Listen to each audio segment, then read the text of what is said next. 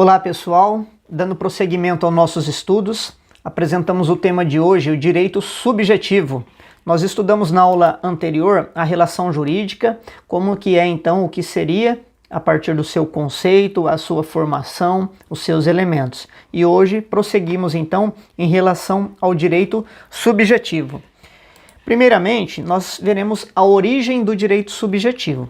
Então, diante do quadro social, o quadro social, que nós já temos estudado, a sociedade como um todo, ela vai registrar esse movimento das forças que ocorrem de forma individual ou de forma coletiva, que lutam aí pela obtenção de determinados direitos. Então esses direitos são chamados aí direitos subjetivos. Essa luta então por determinados direitos, pela sua obtenção, pela sua eficácia e assim por diante. Então no meio civilizado, o ter e o poder, eles vão decorrer desses direitos subjetivos. E aí eles estão instituídos a partir ali do que está previsto no ordenamento jurídico. O significado do direito subjetivo, ele é amplo, mas pode-se dizer que o próprio direito positivo, ele é instituído para definir e determinar aí a forma de aquisição e de tutela dos direitos subjetivos. Então ele se dá a partir do próprio direito positivo, segundo a doutrina.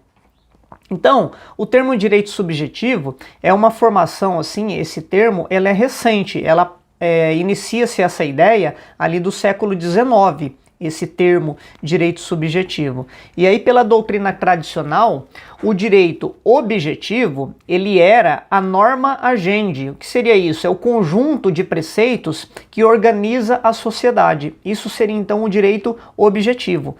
O subjetivo, ele foi conceituado como facultas agendi, ou seja, a faculdade que eu tenho a possibilidade de agir pelas regras jurídicas, diante das regras jurídicas que são existentes dentro do ordenamento. Isso era um conceito tradicional, a doutrina tradicional. Modernamente, essa distinção entre o direito subjetivo, que seria, no caso, a faculdade jurídica, tal colocação se acha um pouco superada. Por quê? Porque conserva-se a virtude de indicar que o direito objetivo, hoje, atualmente, o direito objetivo e o direito subjetivo, eles são complementares. Um acaba sendo indispensável ao outro. Então, eles atuam de forma harmônica entre si, tá? Então, seria esse um conceito aí mais moderno. Um depende do outro. E aí, o conceito que nós temos então é que o direito subjetivo, ele apresenta-se sempre dentro de uma relação jurídica. Nós estudamos relação jurídica então anteriormente, e o direito subjetivo, ele está presente então sempre em uma relação jurídica. Apesar dele se relacionar ali com o direito objetivo, como eu disse ali que a doutrina moderna ela entende, ele vai se opor correlatamente a um dever jurídico. Então, sempre um direito subjetivo, apesar de, volto a repetir, estar ali em relação, ele relacionar-se com o direito objetivo, ele necessita de um dever jurídico. Vamos ver o que isso quer dizer. Então, assim, o sujeito ativo de uma relação, que nós estudamos também, vimos quem é o sujeito ativo, ele é o portador do direito subjetivo. Então veja bem, o sujeito ativo, ele seria o portador do direito subjetivo. E o sujeito passivo, ele seria então o titular de um dever jurídico. Então sempre também haveria essa relação entre o direito subjetivo e, consequentemente, um dever jurídico pela outra parte. Então o direito subjetivo, ele vai apresentar duas possibilidades, duas esferas, a da licitude e da pretensão. A primeira vai corresponder à liberdade que a pessoa tem de movimentar-se, de atuar na vida social, sempre dentro dos limites que são impostos pelo ordenamento jurídico, ou seja, licitude. E essa minha movimentação, essa atuação do indivíduo, minha ou de qualquer indivíduo, precisa ser então lícita. Tá? É a conduta livre da pessoa. E depois a pretensão seria a aptidão que o indivíduo tem de exercer ali o seu direito subjetivo. Isso oferece a possibilidade, então, ao titular do direito subjetivo, dele exigir do sujeito passivo aquilo que lhe é devido. Então isso é chamado de pretensão. E aí o direito subjetivo, ele vai decorrer das normas, como eu mencionei também, das normas jurídicas que já estão, então, dentro do ordenamento, das normas que operam dentro do ordenamento jurídico referente a determinados fatos sociais. Então, esse direito subjetivo consiste na possibilidade de agir e de exigir tudo aquilo que o próprio direito prevê, aquilo que o direito prevê que o direito ele atribui a alguém como sendo-lhe próprio. E aí, nessa ordem social, o direito objetivo, então, é quem vai definir quais seriam os direitos subjetivos. Por isso essa harmonia, por isso que a doutrina traz, então, esse conceito distinto do que era antigamente, porque eles se correlacionam, tá? Então é o direito objetivo que vai definir quais são os direitos subjetivos. Para Pontes de Miranda, a existência do direito subjetivo pressupõe, então, antecedente existência de normas. Eu preciso ter anteriormente existência de normas jurídicas, então o direito objetivo, estipulando quais seriam os direitos subjetivos. Então ele diz, abre aspas, direito objetivo é a regra jurídica, antes, pois, de todo direito subjetivo e não subjetivado. Fecha aspas. Essa seria, então, um conceito. Quando se afirma que o trabalhador, por exemplo, ele possui um direito de receber um salário, então eu tenho que esse trabalhador, ele tem um direito subjetivo, que é o seu direito de receber o trabalho. Então, o empregador, ele tem o dever jurídico de cumprir isso. Qual seria o cumprimento? O pagamento do salário. Mas como que eu consigo efetivar isso? Porque anteriormente está descrito, está definido em lei que o trabalhador tem esse direito previsto em salário. Então, essa expectativa que o empregado tem ao final do mês de receber o seu salário, o seu pagamento, é um direito, então, subjetivo, porém previsto já anteriormente dentro do próprio ordenamento. Seria esse, então, um exemplo aí para podermos visualizar esse conceito. Quais seriam as situações subjetivas, então? Para Miguel Reale, o direito subjetivo ele é uma espécie de gênero, e aí ele define como a possibilidade de ser, pretender ou fazer algo, de maneira garantida nos limites que são atributivos das regras do direito. E aí nós temos, então, o que mais poderia estar dentro desse gênero aí do direito? Que seriam eles o interesse legítimo, o poder e a faculdade. Nós vamos ver cada um deles então. Então, volto a dizer, o direito subjetivo é uma espécie de gênero de situação subjetiva.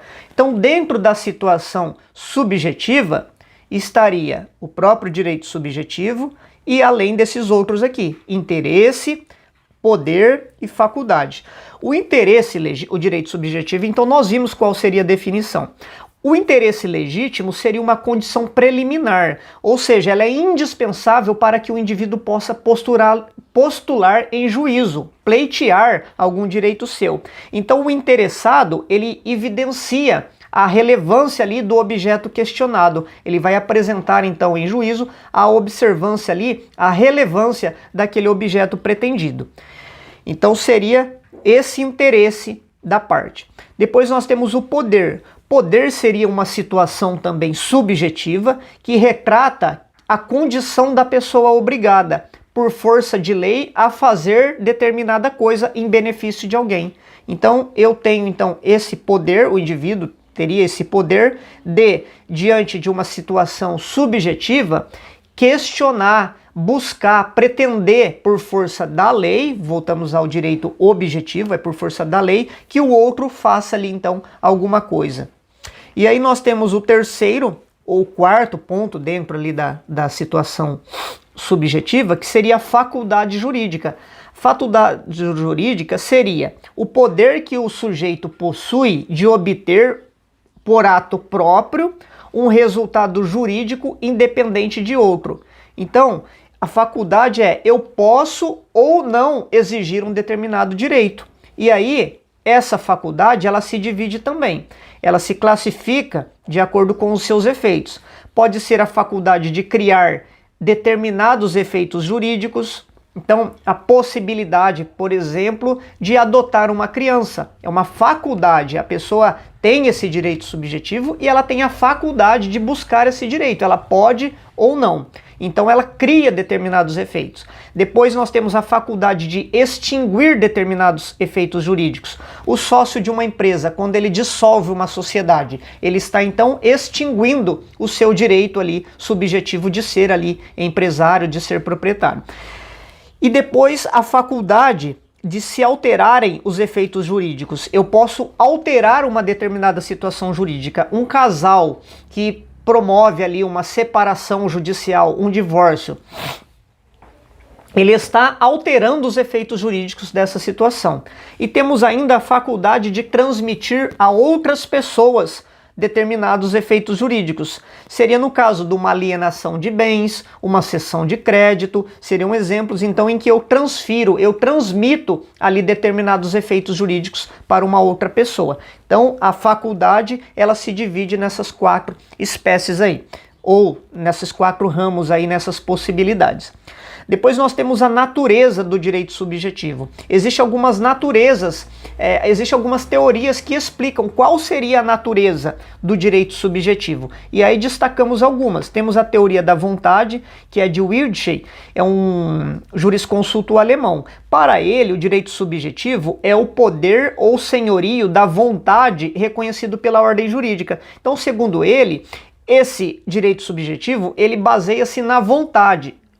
Porém, essa teoria sofreu muitas críticas, principalmente por parte de Hans Kelsen, que vai dizer que pessoas incapazes que estão ali previstos na lei, tanto menores de idade como aqueles privados em razão por algum motivo, qualquer que seja, apesar deles não possuírem vontade, veja bem, então esse elemento vontade dessa teoria, eles que são incapazes não possuem esse elemento vontade, porém eles exercem os direitos subjetivos por meio dos seus representantes legais, né, no caso que sempre estariam previstos em lei. Então, o doutrinador aí, Bernard Wilshid, ele tentou até salvar a sua teoria dizendo que essa vontade seria decorrente da própria lei, mas mesmo assim foi muito criticado, haja vista que nem todos possuem vontade, mas são possuidores de direitos subjetivos. Depois nós temos uma segunda teoria desenvolvida por Wiering, que também é um jurisconsulto alemão, que é a teoria do interesse. Na verdade,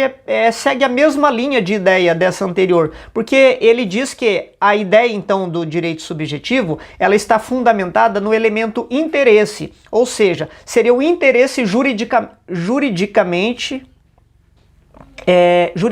protegido.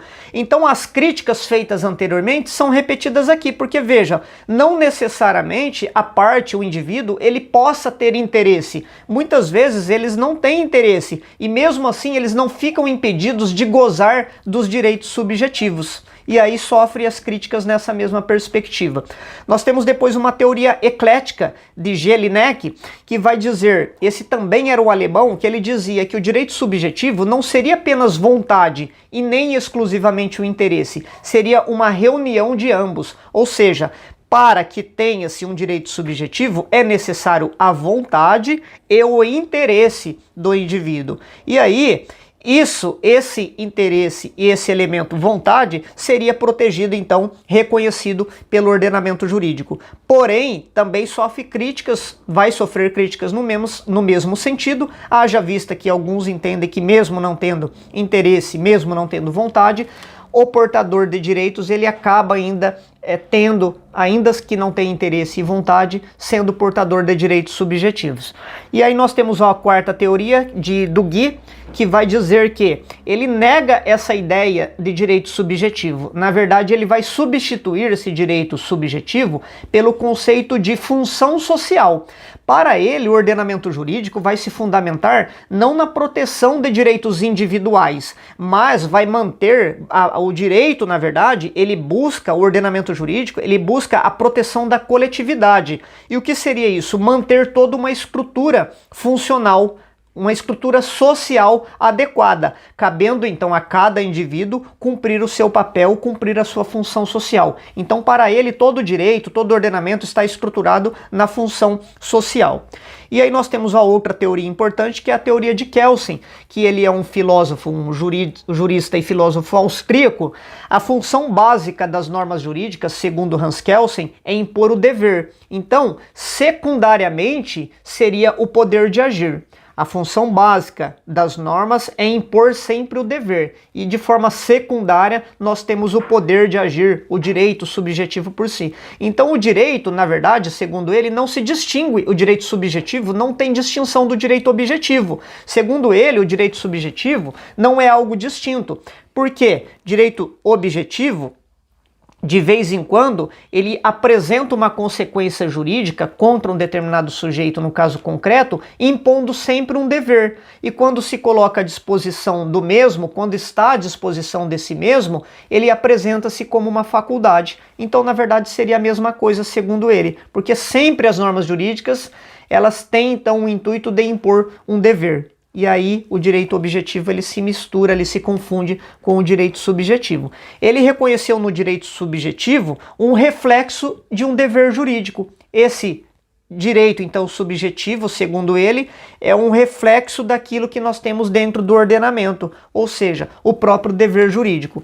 Nós vimos que, num conceito anterior, nós vimos que esse direito subjetivo, ele necessariamente precisaria de que houvesse em conjunto um dever jurídico. Nós vimos um conceito lá no início, porém aqui ele vai dizer que o direito subjetivo ele apenas reflete esse dever jurídico. Seria então um conceito a partir dessa teoria desenvolvida aqui por Hans Kelsen.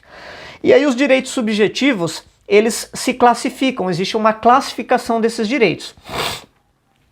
A primeira classificação que nós veremos seria em referência ao conteúdo. Então, uma classificação que analisa o conteúdo dos direitos subjetivos. Em relação ao conteúdo, ele se divide, então, em direito subjetivo público e direito subjetivo privado. Os direito público seria a distinção, aliás, entre esse público e privado, toma por base o sujeito passivo na relação jurídica. Veja, o passivo, aquele que tem o dever jurídico. Então, quando nós analisamos, quando o obrigado for uma pessoa de direito público, o direito subjetivo será público. Quando na relação jurídica o passivo, aquele obrigado, for uma pessoa de direito privado, então o direito subjetivo será privado. Essa é a distinção. O direito público, ele se divide também. E aí nós temos direito de liberdade, direito de ação, direito de petição e direitos políticos. O direito de liberdade nós temos previsto aqui no ordenamento brasileiro, na Constituição Federal, no inciso 2 do artigo 5º. Ninguém será obrigado a fazer ou deixar de fazer alguma coisa senão em virtude da lei. É um princípio denominado por norma de liberdade. Então, esse seria o primeiro. Nós temos também no Código Penal o artigo 146, que vai dizer: constranger alguém mediante violência ou grave ameaça, ou depois de lhe haver reduzido por qualquer outro meio a capacidade de resistência, a não fazer o que a lei permite, ou fazer o que ela não manda. Pena, nós temos a penalidade prevista em lei. Então é um delito de constrangimento ilegal. Não é permitido, então, no ordenamento. E nós temos ainda na Constituição Federal, no inciso 68, deixa eu ver se é isso, não, inciso 68 do artigo 5º, conceder-se-á habeas corpus sempre que alguém sofrer ou se achar ameaçado de sofrer violência ou coação em sua liberdade de locomoção por ilegalidade ou abuso de poder. Então são esses previsto no ordenamento jurídico a respeito da liberdade que está então dentro do direito público subjetivo. E aí nós temos o segundo, que seria o direito de ação, dentro ainda do direito público.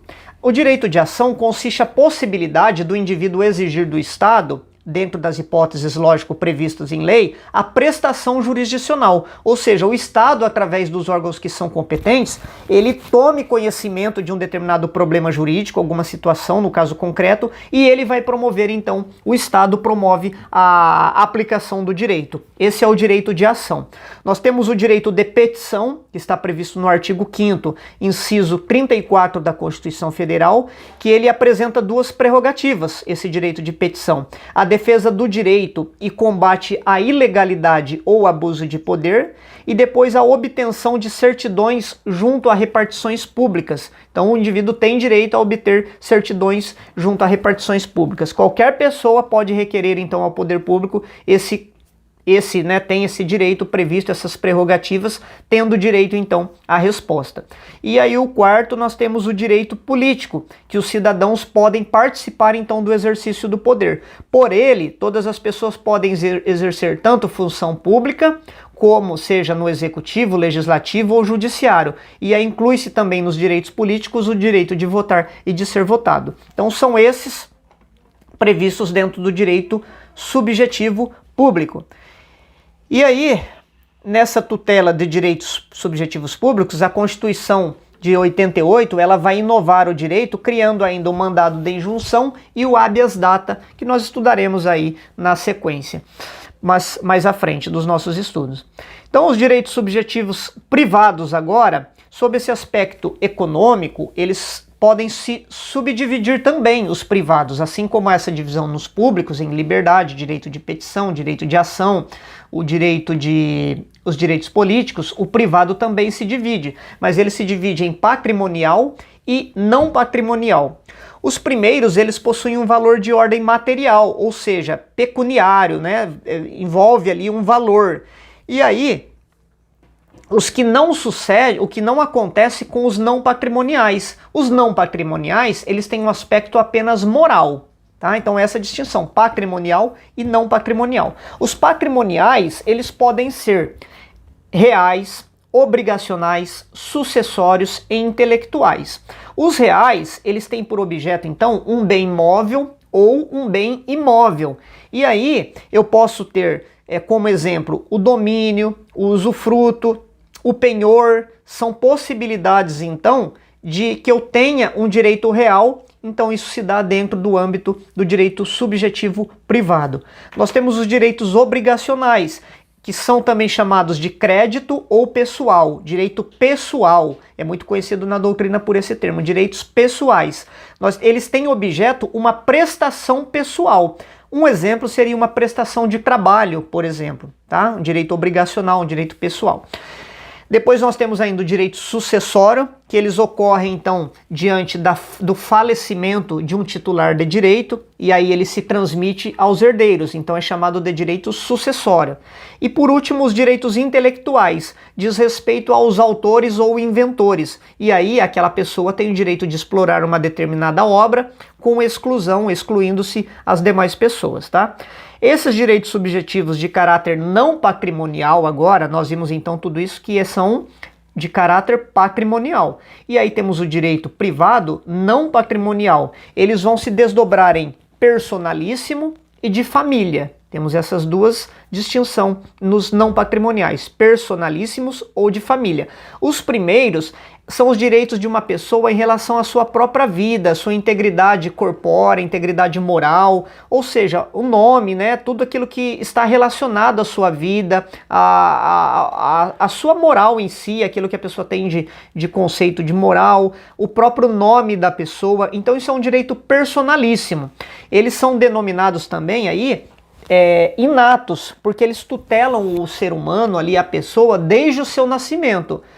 Os direitos de família, por sua vez, eles vão decorrer desse vínculo familiar. Por exemplo, os direitos ali existentes, as relações entre pais e filhos, entre cônjuges e assim por diante. Esses direitos, então, que nós vimos, eles se dão, toda essa classificação que nós vimos envolve em relação ao conteúdo, tá? Ao conteúdo. Agora nós veremos essa classificação dos direitos subjetivos em relação à sua eficácia. E aí eles vão se dividir. Diante da eficácia, não mais o conteúdo, mas a sua eficácia, ele se divide em absoluto e relativo. E aí nós temos também a divisão entre transmissíveis e não transmissíveis, entre principal e acessório, renunciáveis e não renunciáveis. Então vamos lá, é bastante coisa. Em relação aos direitos absolutos e relativos, então verificando a eficácia dos direitos subjetivos. No direito absoluto, a coletividade ela vai figurar, ela vai atuar como sujeito passivo na relação. Então, diante de uma relação onde eu tenho sujeito ativo e o passivo, eu tenho então um direito absoluto quando a coletividade participa no sujeito no sujeito passivo, ou seja, pode ser exigido contra todos os membros ali dessa coletividade. E aí são chamados, então, erga omnes.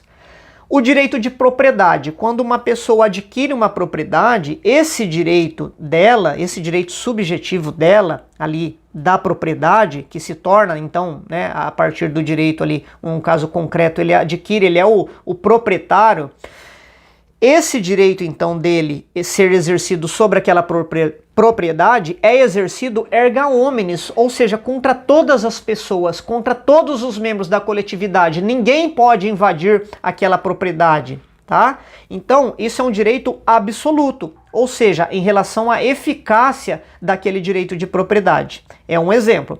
Os relativos, eles podem ser opostos somente a uma pessoa ou algumas pessoas que participam de uma relação jurídica. Um exemplo, um direito de locação.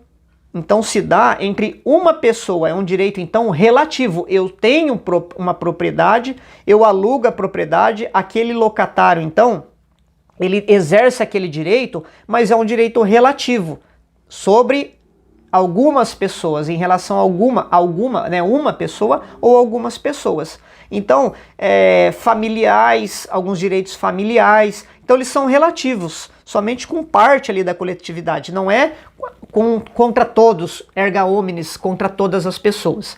Seria um exemplo aí de um direito relativo.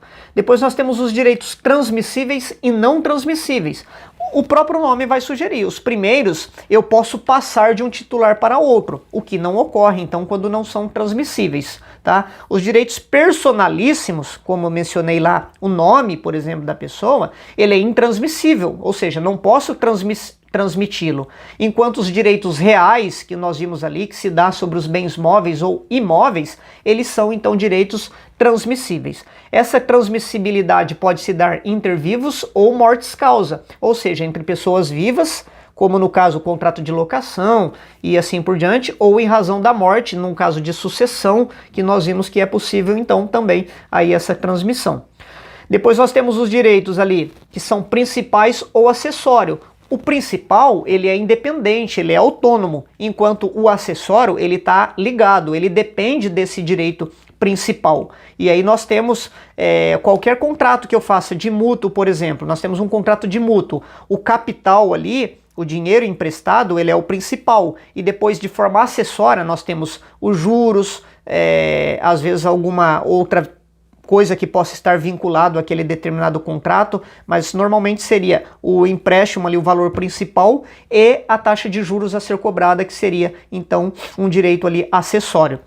Depois nós temos os renunciáveis e não renunciáveis. Renunciáveis, por quê? O sujeito, por ato de vontade, ele pode abrir mão desse direito, ele pode renunciar, ele pode transferir ali para outro e abrir mão daquilo que lhe é de direito. Os irrenunciáveis é quando é impraticável, é impossível daí renunciar, como nós vimos já, exemplo, direitos personalíssimos. Então essa seria, fechamos aqui a classificação em relação à eficácia.